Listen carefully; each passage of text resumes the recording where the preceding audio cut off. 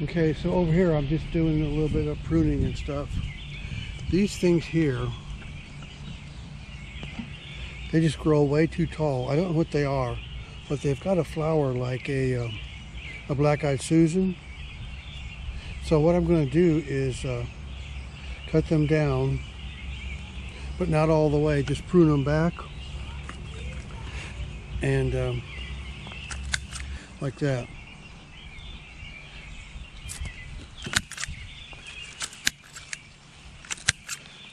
And I don't know if they'll branch out and start blooming, but at least they won't be so tall and overwhelming everything else.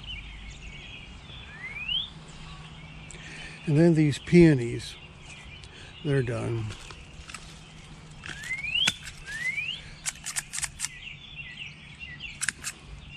And I'm just going to cut them to the ground. I really don't care if they do come back or not. If they don't, so what? Because I think the other things in here need a chance to grow. And I'm not going to plant things so close together anymore.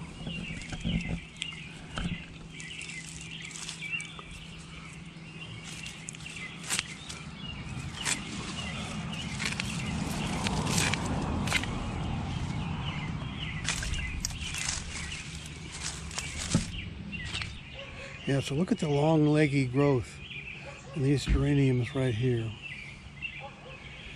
So I think cutting them back is going to open up a lot of space in here for other things that I like more.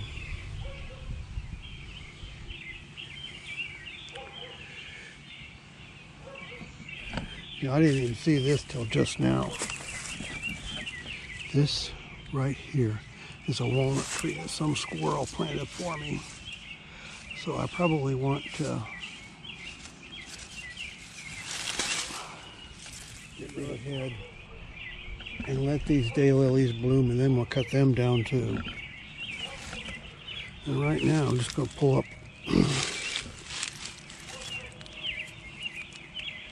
some of this grass in here. Right here is some wild sweet William I planted here last year, just barely surviving back here under everything else I pulled up. I believe that is Phlox divertica. It's right next to this daisy I planted right here. Need to dishead them, don't I? Okay, so yeah, so I'm glad I cut down a lot of this stuff here. And I'll cut down these daylilies when they're done too. Here is the flower bed before I'm starting.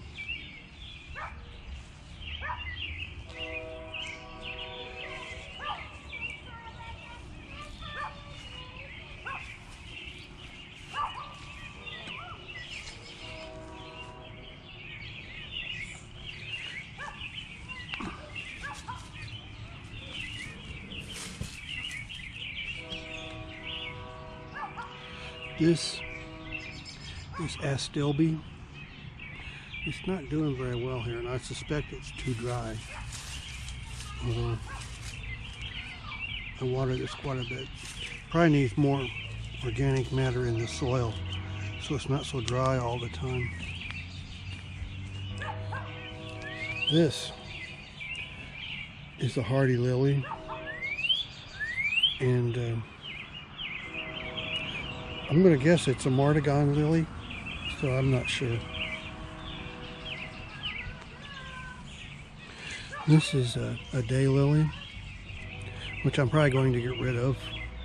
The problem with daylilies is they improve or increase so fast that they eventually crowd everything else out. And I've got plenty of daylilies. Here's a tulip that's just going dormant. This is a lily of the valley. I would like to have this whole bed covered with those. Those are nice. Here's some more over here. Right here. This is an American violet, which I'll probably keep. And this is another daylily. I don't know what that is. This is the clover, which I'll probably get rid of right here. This is coral bells, which I'll definitely keep. It'd be nice to have it more in the center of the thing, though, instead of out on the edge. I don't know why I plant these things in such weird places. This is a Brunnera macrophilia. I don't know what the common name is. And so the plants I'm going to keep are the lily of the valley, the coral bells, the Brunnera, and the hardy lily, and probably the fern for now. I can get rid of it later on. And the astilbes. You know, with those astilbes,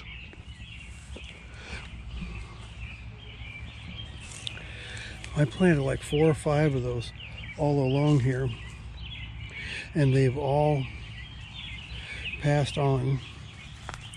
And I can only assume this soil is too dry, and that considering how often I water, in fact, I watered this quite a bit yesterday, it shouldn't be dry.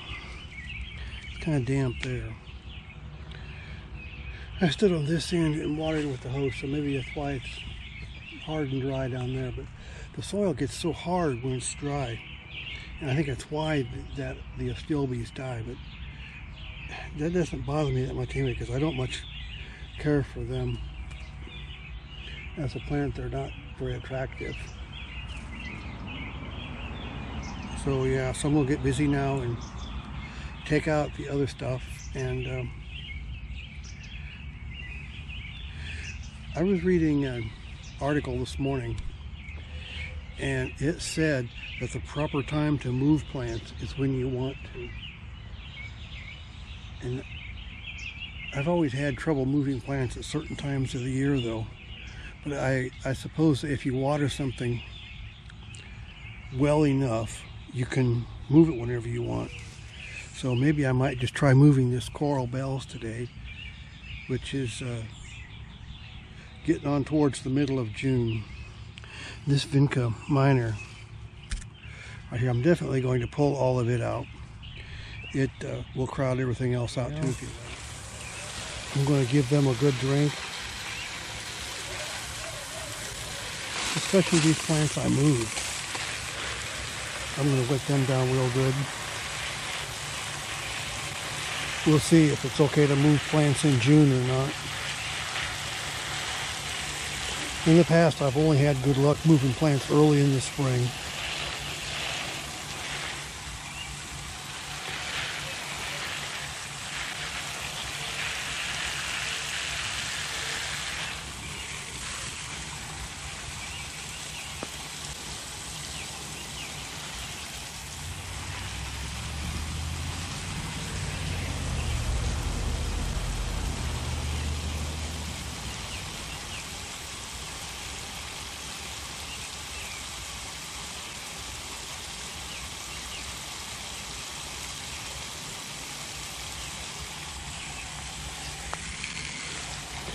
A lot of times after you move plants, there's air spaces in around the roots.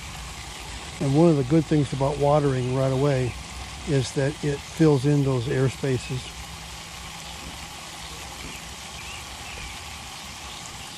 With dirt, the flower bed after we did all this work in it. This right here looks like squirrels in there digging up my bulbs. Here's some, look like they're partially eaten bulbs. There's some right there too. This coral bells never did come back after being moved in the heat of the summer. I think it's because we had to be gone for 2 days babysitting at our daughter's house, which is a few hundred miles away. This Brunnera came back, but looks like it's suffering some. After we came back a couple days later, I started watering every day. But looks like they're just being gone for 2 days. Did end that Coral Bells. I've got other ones though.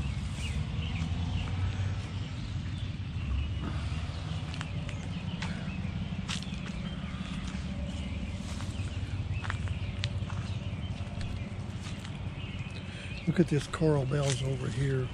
It never gets watered. And it's in there struggling away with all that lamium.